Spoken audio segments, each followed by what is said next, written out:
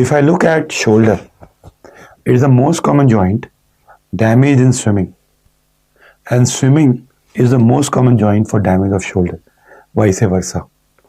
Shoulder, what gets damaged? The rotator cuff area. What is rotator cuff? Made out of 4 tendons: supraspinatus, infraspinatus, teres minor, subscapularis. These 3 tendons, they go on the greater tuberosity. Subscapularis goes on the lesser tuberosity. Subscapularis is internal rotator. Rest all do abduction plus external rotation. So many a time they ask you, the tendon which is not inserted in greater tuberosity, subscapularis. So when I take my hand and take it towards the back, this is internal rotation.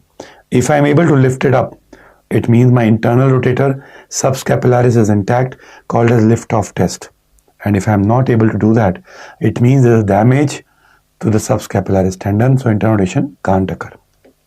Remember, when you have a rotator cuff tear, you do a repair in a young patient. But if it's an irreparable tear, do a tendon transfer. This is what is the protocol for managing the rotator cuff tears.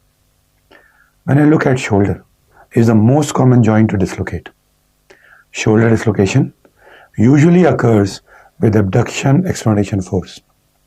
With this force, when the dislocation occurs, the arm is abducted, and if you look at the joint level, the head is below the level. I remember it like this: down and out. Means if this is the glenoid, the head of humerus will be below the level and the arm will be abducted down and out in anterior dislocations of shoulder. Whereas in posterior dislocations, whether it's a shoulder or a hip, the head of humerus or the femur will be at the joint up and will be adducted in.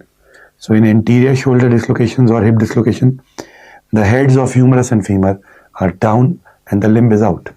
Whereas in posterior, it's up and in. Remember that. So when there is abduction externation force, you are not able to touch this hand to the opposite shoulder. This is called as Dearmedicoz test. Inability to touch the tip of opposite shoulder. Dur gaya opposite shoulder means gone away. Dur means away. Gaya means gone. Opposite shoulder, Dearmedicoz test. Similarly, if you look at the circumference and of the axilla, right? So when the head comes down, the circumference of the axilla will be more. So circumference of the axilla lengthens when the head is away. Galloway test. Third, if you place a ruler, and when you place the ruler over the lateral epicondyle, it will be away from the tip of acromion because our head has a contour. But when there is a dislocation, the ruler will touch both the points, acromion and lateral epicondyle. So ruler touches lateral epicondyle and acromion. Hamilton ruler test. And the fourth test is the Brand's test, where the vertical length of the anti-axillary fold is more in anterior dislocation of shoulder. When we reduce the shoulder, the most common maneuver to reduce it is Kocher's maneuver. In Kocher's maneuver, you do opposite of abduction externation. But sometimes to open a lock, you have to go in the same direction. How do you do it? Traction. External rotation, you are unlocking, but increasing the deformity. Adduction and medial rotation. So in Kocher's maneuver, which is the most common method, traction, external rotation, adduction, and medial rotation. Remembered by the mnemonic team. Stimson's maneuver, gravity assisted reduction of any joint in human body. Hippocrates maneuver, you put your feet inside the axilla and apply traction. This is not to be done. Hippocrates' oath is taken. Maneuver should not be done because it can cause neurovascular compromise. When we come to instability, anterior instability, posterior instability, and inferior instability. There are three types of instabilities. Anterior instability, you will do abduction, external rotation force, the head of humerus will pop out. Posterior instability, adduction and rotation, it will go at the back. There's only one test, jerk test. Inferior, if somebody pulls the humerus or the arm vertically, there will be a sulcus beneath the acromion called a sulcus test. If a shoulder is inferiorly unstable, it means it's unstable everywhere, called as multidirectional instability. It means the patient has hyperlaxity. You will look for Ehlers-Danlos syndromes, Marfan syndrome, osteogenesis imperfecta, or Larsen syndrome. These are four syndromes. Ehlers-Danlos is classical. So, this force of abduction exploration can cause apprehension on the face, called as apprehension sign. Can try to get the head out, anterior draw test. Can be also called as a fulcrum or a crank test. They all mean the same. Abduction exploration gets the head out. Posterior, jerk test. Inferior, that's the sulcus I'm talking about. Whereas, when I talk about instability, cause-effect relationship, you know, cause is a dislocation. Effect is a damage. Damage where? Either it can be a damage to the glenoid labrum, the fibrocartilage around the glenoid, or it can be a damage in the head of humerus. So this damage is the effect which further causes a dislocation. Cause, dislocation. Effect, damage. Damage causes dislocation. So most common complication of a shoulder dislocation is a shoulder dislocation again, recurrent shoulder dislocation. Axillary nerve damage comes next to it. So, when there is a tear in the anterior part of glenoid labrum, it's called as a Bankhart's lesion. Remember, Bankhart's is a tear anterior. If you have an option of anterior tear versus anteroinferior, anterior is better, as described by Bankhart's in his article in 1938. In the head of humerus, H for Hill-Sachs, H for humeral head, it's a posterolateral defect. In the anterior, instability. Whereas, in posterior instability, you have an anteromedial defect remembered by the mnemonic ramp, called as reverse Hill-Sachs, anteromedial defect in posterior instability. You know, anterior dislocation, the head is down and out. Posterior, it's by the side of the body at the level of the glenoid, up and in. Anterior dislocation, posterolateral defect in the head. Posterior dislocation, anteromedial defect in the head. So it's opposite. And classically, the recurrent dislocation have been classified by Matsons into two types, tubs or embry. Tubs, traumatic, unidirectional, usually anterior. Bankhart's lesion, repair it, called as Bankhart's surgery. It has a good prognosis. Whereas embry is atraumatic, multidirectional, so hyperlaxity. Bilateral, multiple joints involved. Rehab is the treatment, rarely surgicals. Poor prognosis. So shoulder instability, there are lots of surgeries. Remember three. Bankhart's tear commonest, Bankhart's repair.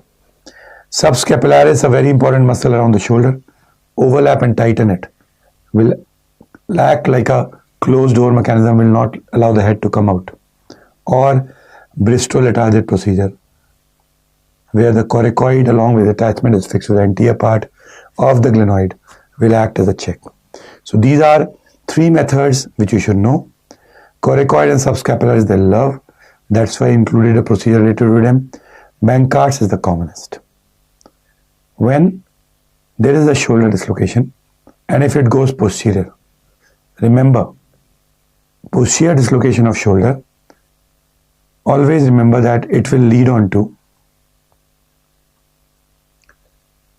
most commonly, the cause, we believe epilepsy and electric shock.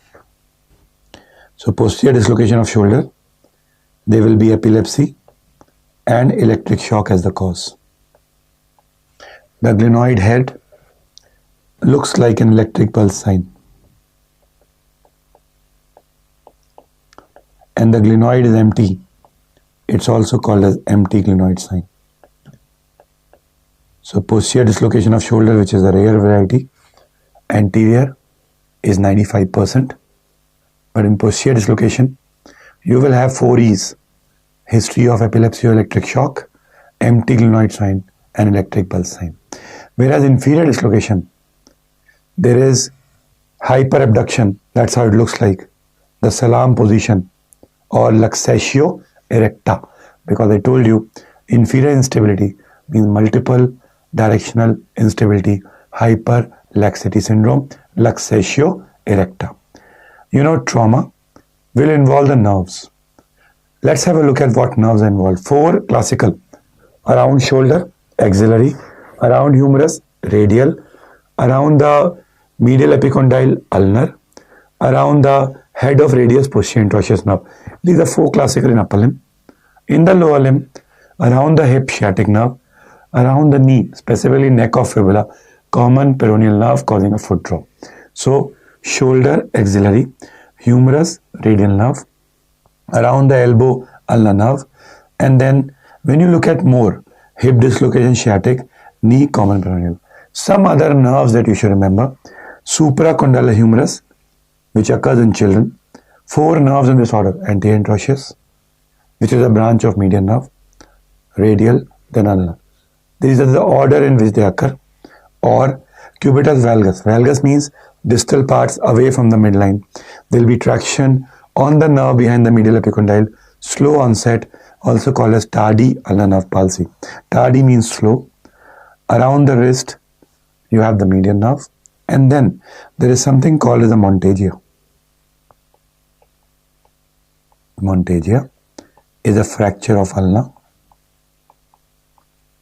with the dislocation of radial head, and around the head of radius you have a nerve called as posterior interosseous nerve, which is known to cause finger drop. We did this when we did the chapter of nerve injuries. So this is montagia, where you will have posterior interosseous nerve involvement, and then around the wrist, median nerve; around the hip, sciatic nerve; around the knee, common peroneal nerve. Remember, majority of the questions, they come on the radial nerve or common peroneal nerve, and sometimes they talk about montagia involving the posterior interosseous nerve. Now this is what we discussed. Radial nerve is damaged in fracture shaft of humerus at the lower 1/3 level, called as Holstein-Lewis sign, and it occurs why? Because the radial nerve is fixed to the intermuscular septum at the lower 1/3 level. Montagia, it's a fracture of ulna with dislocation of radial head, and here the posterior interosseous nerve gets damaged. Pure motor nerve. Common peroneal nerve, foot drop. This is a question that came in NEET 2019. They had shown an image of a foot drop and asked you the nerve involved, which is the site, neck of fibula. And remember, foosh, fall on an outstretched hand, very commonly asked in the exams. The most common injury that occurs overall in foosh, Colles. Colles also is the most common fracture in the elderly. If they ask you foosh in the young, scaphoid. And foosh in a child, supracondylar fracture of humerus. These are the foosh fractures that one must remember. Nowadays they are asking you a lot of questions on foosh. Let's complete the list. We did scaphoid, we did Colles, we did supracondylar, some more. Starting from the shoulder girdle, fracture clavicle, fracture humerus, lateral condyle humerus, radius, Galeazzi, radial styloid fracture, apart from the list I have mentioned. Remember, fracture humerus and scaphoid are two fractures of upper limb where you rarely operate. But sometimes in fracture humerus you operate when it's associated with a vascular injury, which is an absolute emergency. In orthopedics, there are some rare injuries which need surgical intervention on the spot. Number one is a pelvis fracture, life-threatening. Number two is a vascular injury, limb-threatening. Number three is compartment syndrome, again a part of the limb threatened. Number four, septic arthritis, joint is under threat. These are four surgical emergencies that one should keep. So vascular injury, number one, multiple fractures for rehab of the patient, pathological fracture to establish the diagnosis and establish union, and when the radial nerve is involved after reduction. These are the indications of fracture humerus, which can be either plated or you can put a nail depending on the level and the indications. Clavicle, the most common bone to fracture. Fractures at the middle 1/3. If that's not the option, you will select the medial 2/3 and lateral 1/3. Treatment is observation, give a sling, simple support, and figure of 8 bandage. With the modern treatments coming up, this is one fracture where the surgical intervention is going up. The indications are when it's a comminuted fracture, when it's an open injury, and when it's a floating shoulder. You know what's a floating shoulder? Floating means there are two bones forming a shoulder fracture like clavicle and the humerus. So you need to stabilize, otherwise the instability will cause non-union. Clavicle unites. Only floating shoulder can cause this complication, whereas malunion is much more common in a clavicle injury. 3-point relationship around the elbow. The 3 points around the elbow, when you make a 90-degree angle, are the medial epicondyle of humerus, the lateral epicondyle of humerus, tip of olecranon. They make a triangle. When you have an extended elbow, the 3 points are in one line. In 90-degree, they form a triangle. The 3-point relationship is classically disturbed in dislocation around the elbow.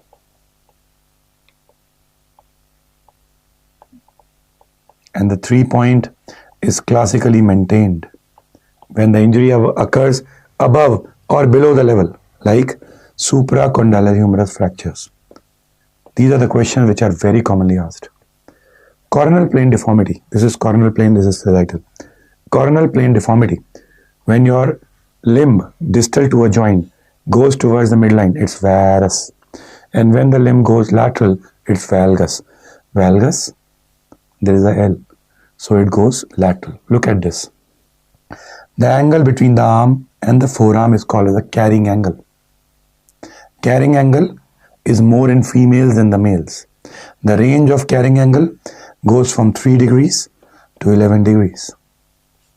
When the carrying angle decreases, it's called as cubitus varus, towards the midline, seen in supracondylar fracture humerus. When the carrying angle increases, that is the distal part goes laterally, it's called as cubitus valgus, seen in lateral condyle humerus. The difference is, this is non-union of lateral condyle humerus and supracondylar humerus is malunion. So that's how you should remember. Supracondylar fracture humerus, a very common fracture around elbow, one of the commonest injury in young children. This fracture, when occurs with milder force, can have a fracture which is not displaced, not very evident on the x-rays, but because there will be hematoma around the fracture, it will lift up the fatty tissue, the fat pad. As we know that soft tissue planes can also be picked up on the x-ray, this is called as the fat pad sign. Undisplaced, unidentified fractures of supracondylar humerus on an x-ray. But when it displaces, the most common displacement is posteromedial. It's also called as extension type of fracture. 98% of cases are extension type. The supracondylar fracture humerus, if it's undisplaced, is treated with simple slab, and if it is displaced, you reduce it and fix it with K-wires, and the reduction is close reduction. Sometimes it can damage the brachial artery.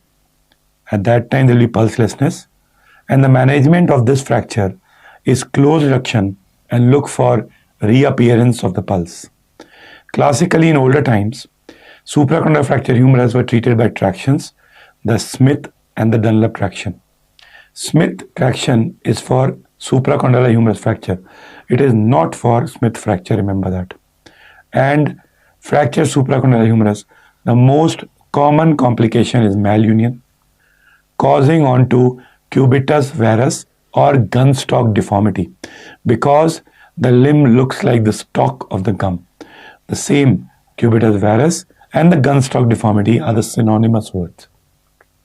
When you want to treat any varus, remember, in any varus, you take out a wedge of a bone, more on the lateral side, less on the medial side, because the lateral border is bigger and the medial border is shorter.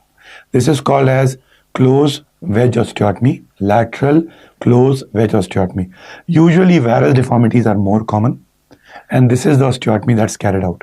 You will read about this when we talk about osteoarthritis of the knee joint. You have an angle called as Bowman's angle, which can tell you about the cubitus varus and its correction. Fracture lateral condyle humerus. It's intra-articular. Damages the joint. Treatment, open reduction plus stainless steel wires called as a K-wire. Fixation. Their complication is non-union, causing cubitus valgus. So distal part goes laterally, cubitus valgus. And behind the medial epicondylar of humerus, there is ulnar nerve. As the valgus occur, slow onset ulnar nerve palsy occurs called as tardy ulnar nerve palsy. Montagia. Montagia fracture, it's a fracture of ulna with the dislocation of radial head. It is classified by Beddoes classification. Montagia type 1 is when the radial head goes anteriorly. Anteriorly is the most common type, the one shown here. That was the image that came.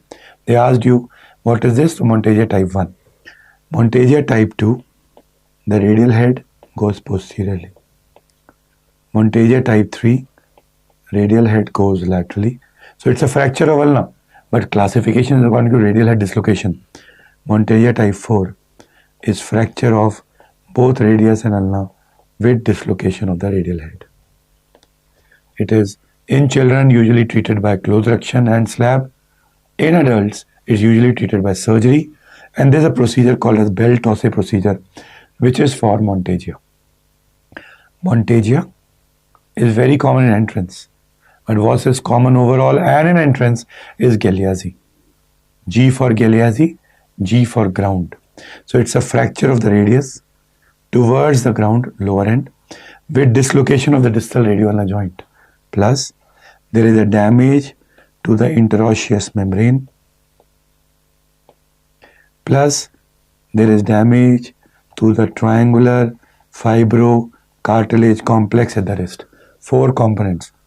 Fracture of the lower part of radius, dislocation of the distal radioulnar joint, damage to the triangular fibrocartilage complex at the wrist joint called as TFCC, and the 4th one, interosseous membrane. Galeazzi is more common and more commonly asked than montagia.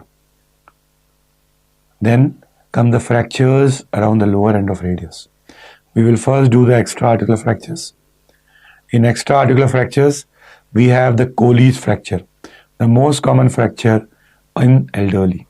In Colles fracture, if I remember from the anatomy that I did, when there is a fracture of the distal part of radius, if it goes towards the first metacarpal, it's an anterior displacement, because the first metacarpal on the lateral view is anterior.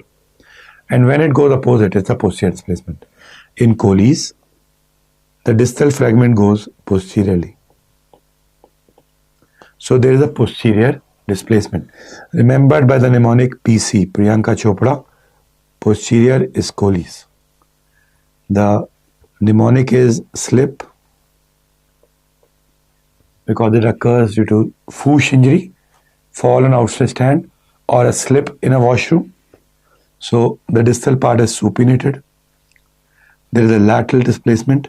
The two bony fragments are impacted, and most importantly, I told you, posterior displacement. Slip.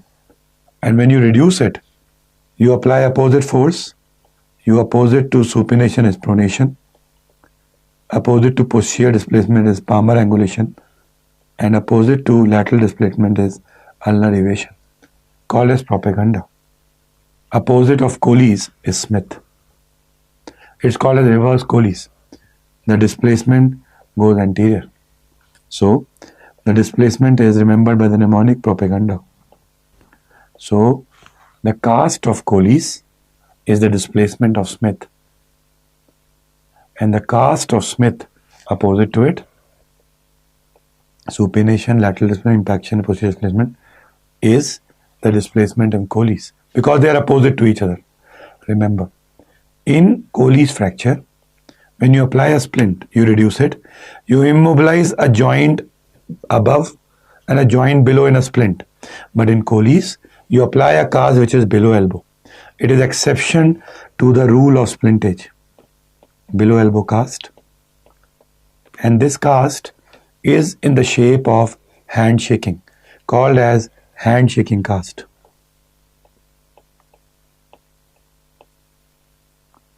Whereas in Smith, the cast is opposite to a displacement of propaganda, the slip variation, but it's above elbow. It will follow the rule of splintage, immobilizing joint above and a joint below. These are intra-articular fractures. Colles fracture and its complications are very commonly asked in exam. One of the common complications of Colles is malunion into dinner fork deformity. So it looks like a dinner fork, malunion. Whereas in Smith, the malunion is opposite, causing the garden spade deformity. So Colles and Smith, they are opposite to each other. When you look at a classical history of a child between 1 to 4 years, with a traction on the elbow by father, you must think about pulled elbow. In pulled elbow, a father or a mother will apply traction on the elbow. It's also called as the nursemaid's elbow. The radial head comes out of the annular ligament and the forearm appears pronated. Because the radial head is responsible for pronation-supination movement. So since the radial head has come out, it stays pronated. The X-ray is almost normal.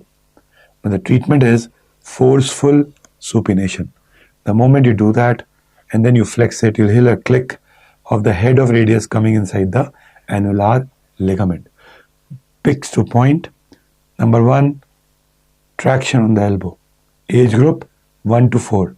Forearm pronation.